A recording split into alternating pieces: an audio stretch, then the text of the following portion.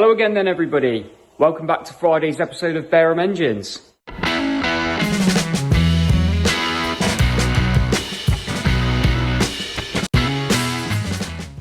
So, last day of just me. We will have Lee back on Monday. Won't just be me on the videos, we'll both be back to our normal format. So today, I've been cracking on with the 2.3 ST and also the Z-Tech and a little bit of the Lotus as well actually. So, I will show you how I've been getting on. So with the 2.3 here, I have now built the bottom end. So pistons and rods all in there. I checked the balance on those rods. They were within about 0.4 of a gram of each other. Same goes to the pistons. So like I said, the aftermarket stuff, especially, you know, a reputable brand like Marla and even Bridgeway rods, they're normally at least within a gram of each other, if not an even better sort of difference. So yeah, I've got the bottom end together, did all the ring gaps on, I think on yesterday morning. And yeah, got that one all together.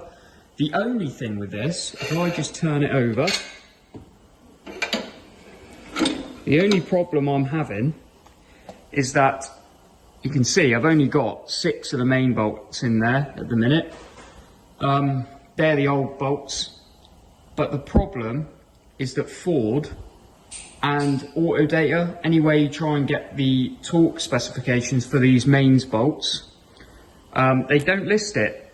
And I've actually, yeah, like I said, spoke to Ford. They've gone away and looked on their system and they just don't have a torque figure for them. They say that normally people just replace the block, they don't take it to bits. So unfortunately, we're a little bit stuck on that. So this is a N3DA engine. If anybody knows or knows of anybody who might know what the torque figures are for these engines, obviously we're all right on the rods because they're aftermarket and they come with their own torque setting.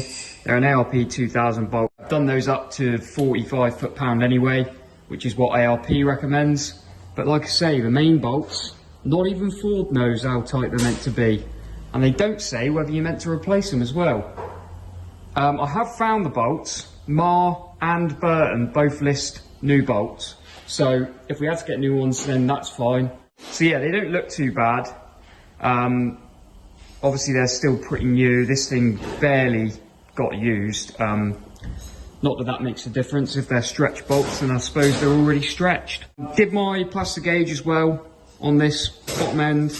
I haven't obviously done it on the mains because I can't torque it up, but I've done the big ends and we've got 2 thou running clearance, which is perfect. 2-inch journal, so that's absolutely ideal.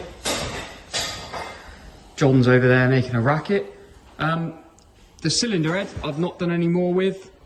All I've got to do with that is just check the valve clearances. They should be fine because, like I said before, everything's laid out. It's all in order, so I didn't mix the valves up or anything, so everything should just go back as it was. And hopefully the clearances will be ideal. Now, the Z-Tech, I've also built the bottom end on this.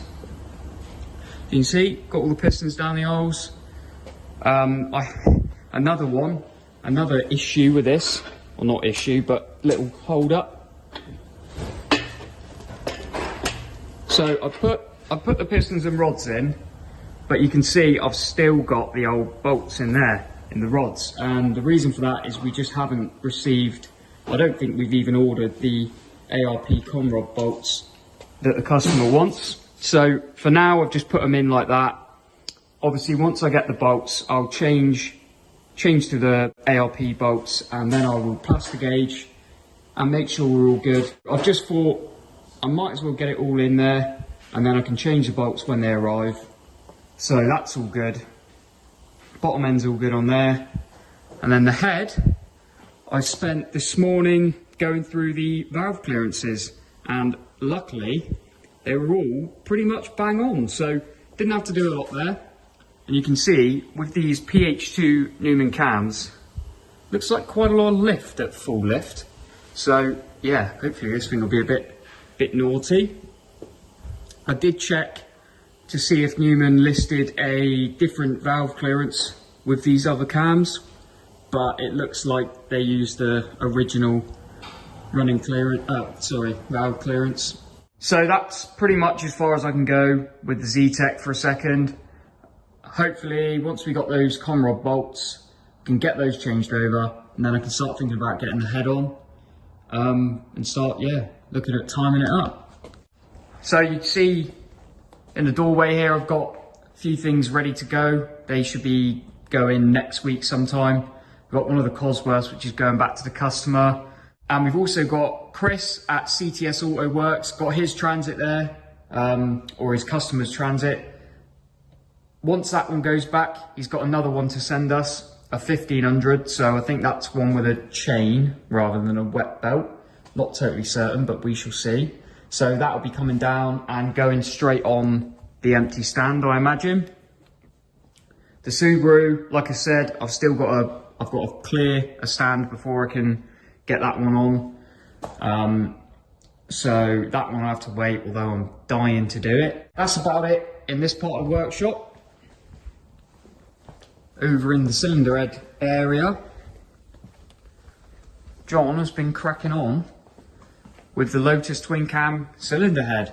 So we got our new cams, Newman cams they are. These have got a smaller base circle. I think they're a mil smaller overall, which is about half a mil when you're talking about sort of on the bottom where you measure the clearance. So what you have to do is, luckily this thing, it needed the seats cutting, but you basically cut the seats and that will bring the valves up roughly to where you need them. And then you can sort of adjust from there with shims, or by taking it off the valve, or off the valve face. But I think John's mostly managed to do this with the shims. You can see he's got a few laid out there. So that one, I believe he's finished doing it. So that's well on its way. We can get that painted at some point, and we've got to face it as well. So yeah, I've also been doing a little bit with the Lotus block today. You can see I've got it round here. That's ready for paint now. I actually ended up vapor blasting that. We don't normally vapor blast the cast iron stuff, but I thought I'd give it a try, and it's come up really nice. And it didn't take very long either, which is a bonus. You see we've still got a few little bits of stubborn paint on there, which I will wire brush off, and then that can be painted. Got to find out what colour the customer wants, or if he just wants to go with black. But yes, once that is painted, we can get that back on the stand, and it's all ready to go together. So that is ideal. I should be cracking on with that and the other engines I got on the go on Monday. But anyway, guys, to carry on from what I was talking about on the last video with my potential uni degree and my college courses, I just wanted to clear up. I want to do this. It's a motorsport engineering degree. Obviously, that is the normal route people would take to get into, well, motorsport or into a race team or something like that. But really, I want this degree to apply in here more than anything. So, you know, in the future, it could lead to potentially going down different avenues and evolving the business into something else, or not something else, but new aspects with, you know, potentially producing our own one-off parts or specialist parts for Cosworths, or for maybe even like Subarus or something. So that is really what I want to do. I don't want to go off into Formula One or touring cars or anything like that. It's really just to broaden my knowledge, really understand what's going on inside of an engine to like the fullest extent. Yeah, that's all I want out of it, really.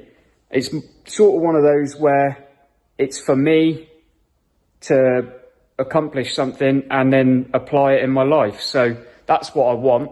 I do appreciate all of your comments about it on the last video. Some really supportive stuff there, which I really appreciate. So thank you very much for that. But I think that is going to be where I end this video. Bit of a short one. It is Friday. So yeah, I'm going to go home and I shall see you on Monday.